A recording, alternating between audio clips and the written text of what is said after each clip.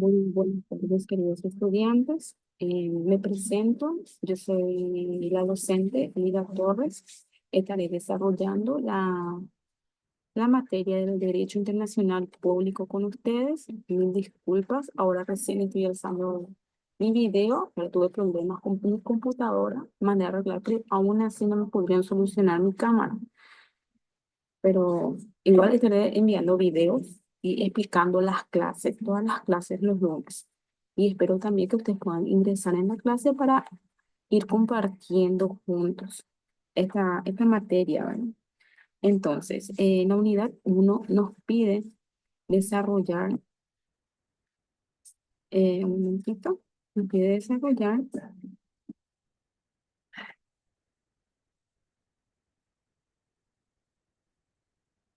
Nos pide desarrollar el concepto del derecho internacional público, los sujetos, el objeto, ¿verdad? La definición, denominaciones, breve reseña histórica, diferencia del derecho internacional privado, diferencia con derecho de integración, ¿verdad? Y los demás puntos que figuran en el programa.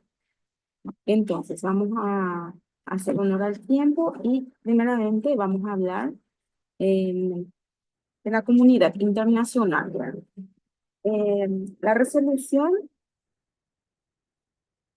2006-25 del 25º periodo de sesiones de la Asamblea General de la Organización de las Naciones Unidas sobre la Declaración de los Principios del Derecho Internacional referente a las relaciones de amistad y cooperación entre los Estados, adaptada en octubre de 1970, se refiere a la comunidad internacional al establecer que todos los estados gozan de igualdad soberana, poseen derechos y deberes iguales y son miembros iguales de la comunidad internacional, a pesar de las diferencias de orden económico, social, político o de otra naturaleza. Dicha comunidad es la entidad conformada por el conjunto de entes colectivos, primordialmente los estados, que se relacionan entre sí mediante las normas del derecho internacional público o derecho de género. La terminología también es utilizada en la jurisprudencia de la Corte Internacional de Justicia y en la propia Convención de Viena de 1969 sobre el derecho de los tratados. En su artículo 53, al referirse a las normas imperativas de derecho internacional, dice que es la aceptada y reconocida por la comunidad internacional de estados. La sociedad internacional es la formación social concreta en que actualmente se estructura la convivencia de todos los pueblos, personas y entidades políticas en el seno de la humanidad. Como tal, constituye la base social de la comunidad internacional.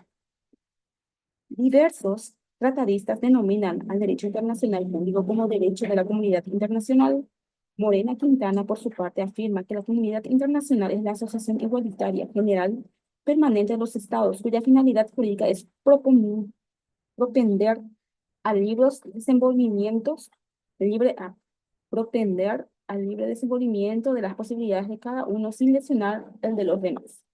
La Constitución Nacional del Paraguay hace referencia a la comunidad internacional en su preámbulo al establecer que el Estado paraguayo, por medio de sus legítimos representantes, ratificando la soberanía y la independencia nacional e integrado a la comunidad internacional, sanciona y promulga esta Constitución. La comunidad internacional evoluciona a través del tiempo, demostrándose ello con la ampliación del número de miembros que lo componen. La misma está actualmente integrada por diferentes sujetos que a su vez poseen ordenamientos jurídicos internos. Estos ordenamientos jurídicos internos se relacionan con el derecho internacional que cumple principalmente una función de coordinación de los demás. Por lo tanto, el ordenamiento jurídico universal está conformado por el derecho internacional público o derecho de gentes o por los entes jurídicos de los distintos sujetos internacionales. O sea, que en este punto de la comunidad internacional, como había enviado el video, se trata el derecho internacional público son los diferentes entes internacionales que se forman en diferentes países, ¿verdad? Naciones Unidas, ¿verdad? Europa, ¿verdad? Que tienen sus propias asociaciones en donde ellos tienen sus propias reglas, ¿verdad? Y en donde nosotros generalmente ratificamos, por ejemplo, el derecho internacional de los derechos humanos, por ejemplo, son derechos internacionales públicos, en donde se rigen para todos los ciudadanos y para todas las personas. En el derecho internacional definición, se ha dado diversas definiciones del derecho internacional que responden a diferentes criterios. Nos referiremos a alguna de ellas. Tradicional o clásicamente se lo define como la disciplina jurídica que regula las relaciones entre los estados, considerando a los estados como únicos sujetos de la disciplina. Con la aparición de las organizaciones internacionales se ha agregado un nuevo sujeto, como también se ha sumado a la persona humana. Este último caso, teniendo en cuenta la normativa internacional contemporánea sobre el respeto por los estados de los derechos humanos de los individuos bajo su jurisdicción. Se lo define también como el conjunto de normas jurídicas que regulan en un momento dado las relaciones de los miembros de la sociedad internacional a lo que reconoce subjetivamente en ese orden.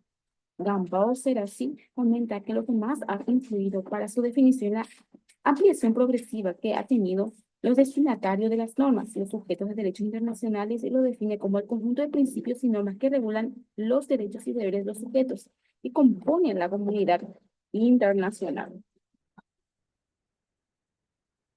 Precisamente Thomas Worthington menciona problemas de definición. En su obra Public International Law se refiere a la definición tradicional a lo que el derecho internacional acostumbraba a ser definido como el derecho que gobierna las relaciones entre los estados.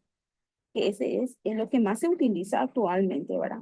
Bajo la definición tradicional, solamente los estados eran sujetos de derechos internacionales, es decir, que solamente estos eran considerados a tener derechos y obligaciones reconocidas por el derecho internacional. Cualesquiera beneficios o cargos que el derecho internacional imponía sobre otros entes o individuos eran considerados como puramente derivativos, ya que eran adquiridos en virtud de sus relaciones o dependencias de un Estado. Igualmente menciona los estados bajo los derechos internacionales, como las internacionales hablan de estados, se refiere a estados soberanos o estados-nación. Para calificar como un estado bajo el derecho internacional, una entidad debe tener los elementos que lo habiliten como tal: territorio, población, gobierno y la capacidad de comprometerse en relaciones diplomáticas o exteriores. Los estados en uniones federales, provincias o cantones normalmente carecen del último atributo, que es un elemento vital de la soberanía.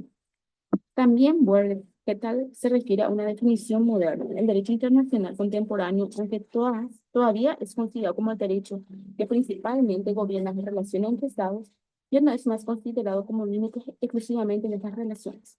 Tiene un amplio alcance y se define más apropiadamente como el derecho que trata de la conducta de los estados, las organizaciones internacionales y sus relaciones interse, así como de algunas relaciones con personas, sean naturales o jurídicas. Frecuentemente se hace referencia al sistema de normas y principios que conforman el ordenamiento jurídico de la sociedad internacional contemporánea. Esta corta definición utiliza el término sistema de normas y principios, refiriéndose a dos aspectos esenciales, que en el ordenamiento jurídico no consiste en una serie de normas aisladas, sino en un verdadero conjunto que forma un sistema, y el carácter jurídico a la diferencia de la moral y la cortesía internacional.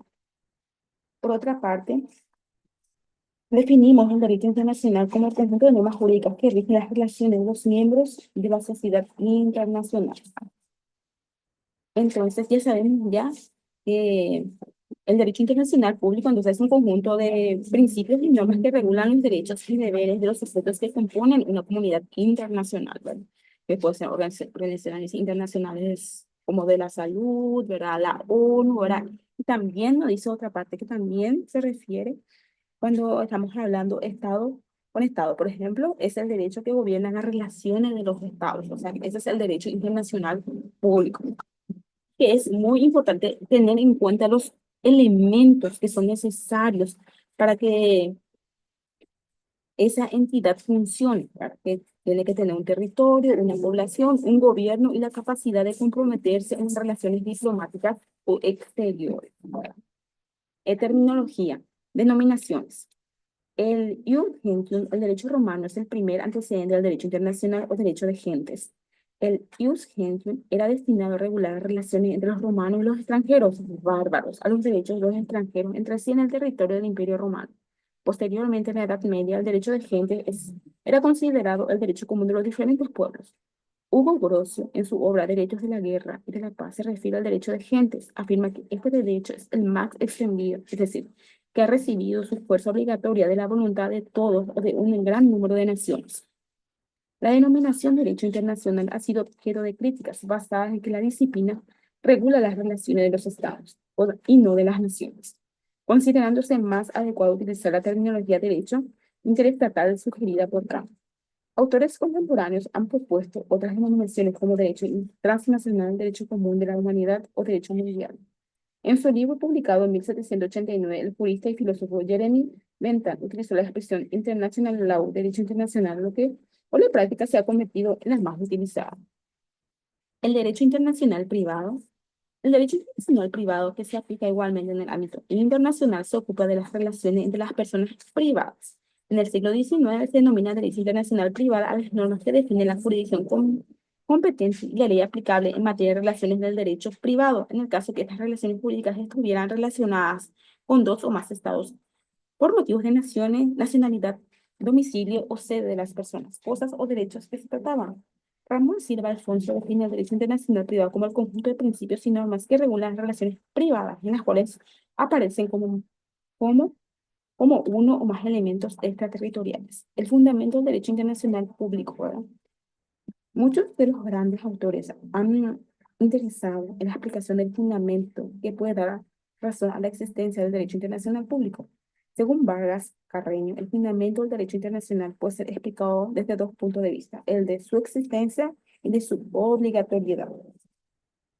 Intentando responder a la interrogante de por qué existe y de por qué obliga, el autor afirma que el derecho internacional existe por la imperfecta organización de la comunidad internacional en lo que coexisten diferentes políticas que requieren entablar relaciones mutuas y ya que hoy día no se conciben. Estados aislados que sean autosuficientes y que por estas relaciones deben ser reguladas por normas que constituyen el derecho internacional. En cuanto a la obligatoriedad, basta el presente subsisten discrepancia entre las internacionalistas para algunos juristas como Victoria, Suárez, Vázquez de Menchaca, Grosio, Gutenberg. El fundamento de la validez del derecho internacional radica en el derecho natural, es decir, establece en la naturaleza de las cosas que el Estado en sus relaciones mutuas acepte un orden normativo superior al que debe ajustarse su conducta. A medida que las relaciones interestatales fueron intensificándose, esta posición fue resultando insuficiente para sostener que el derecho natural de la obligatoriedad del derecho internacional surgieron nuevas teorías. Compe- Comparativamente con las normas estatales, el derecho internacional apareció como un ordenamiento esencialmente no institucionalizado, descentralizado, lo que produjo las actitudes doctrinales que negaban su carácter jurídico, lo que definían su naturaleza jurídica.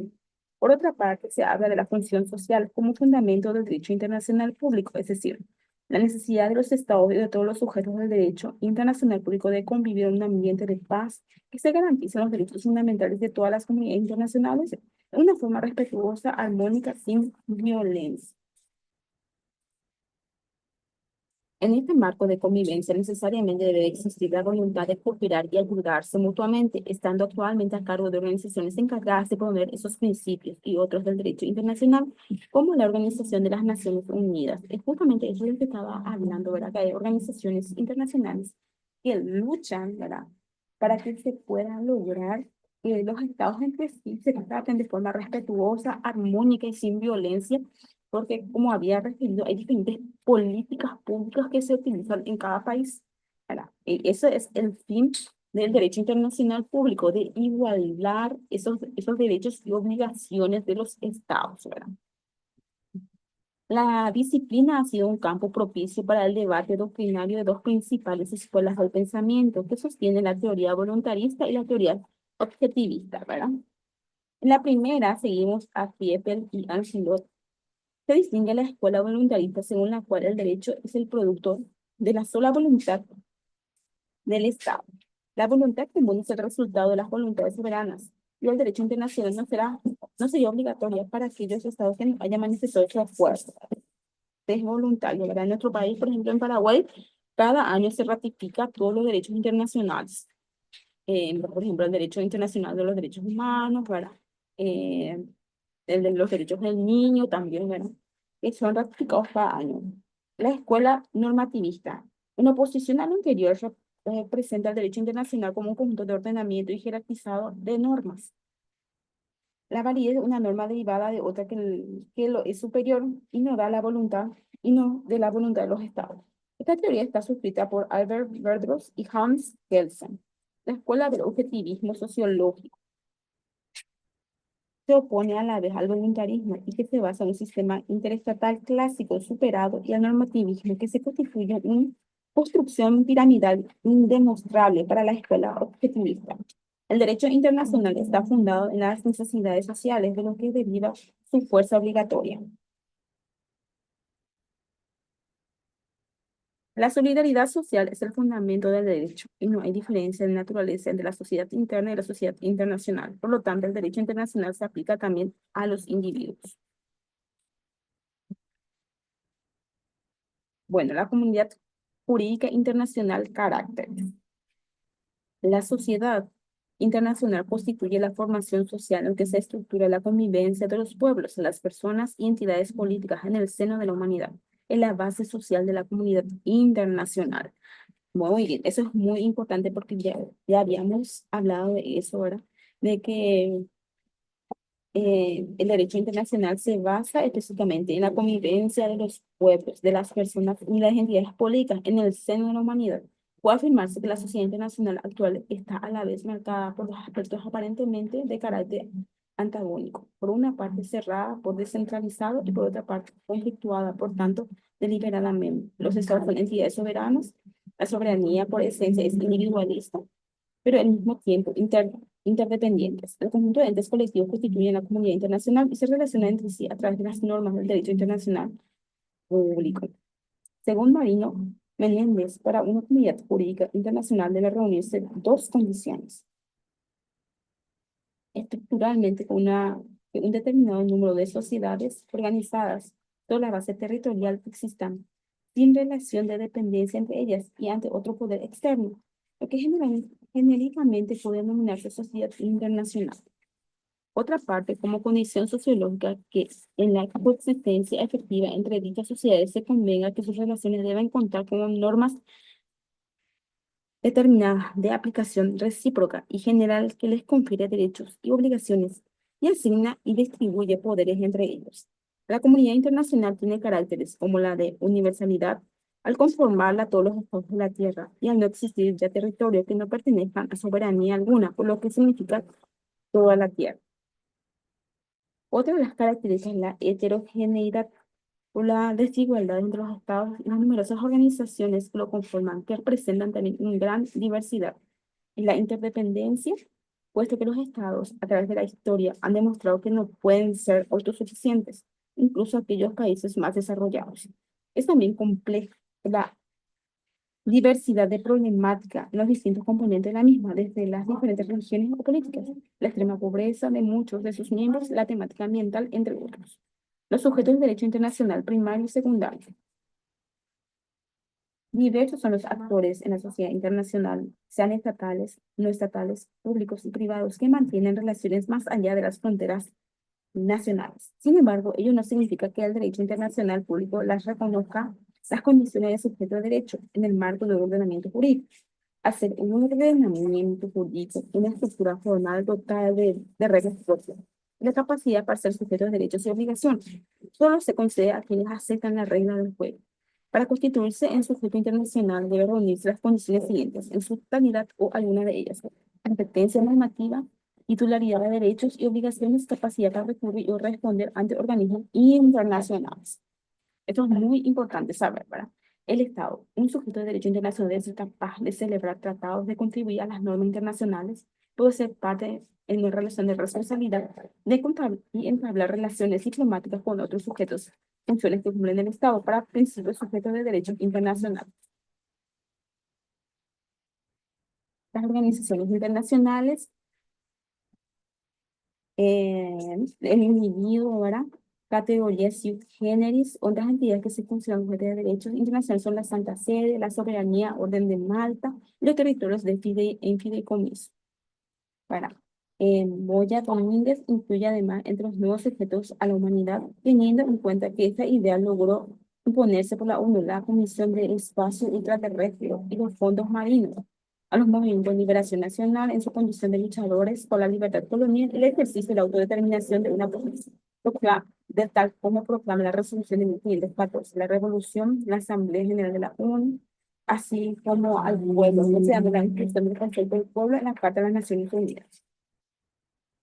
Bueno, y con eso terminamos la clase. Está el material dentro de la plataforma. Quiero que lean otra vez y les voy a poner algunas preguntitas de nuevo para que se retroalimenten otra vez la clase que yo desarrollé el día de hoy. Muchísimas gracias por su atención. Nos vemos la próxima clase.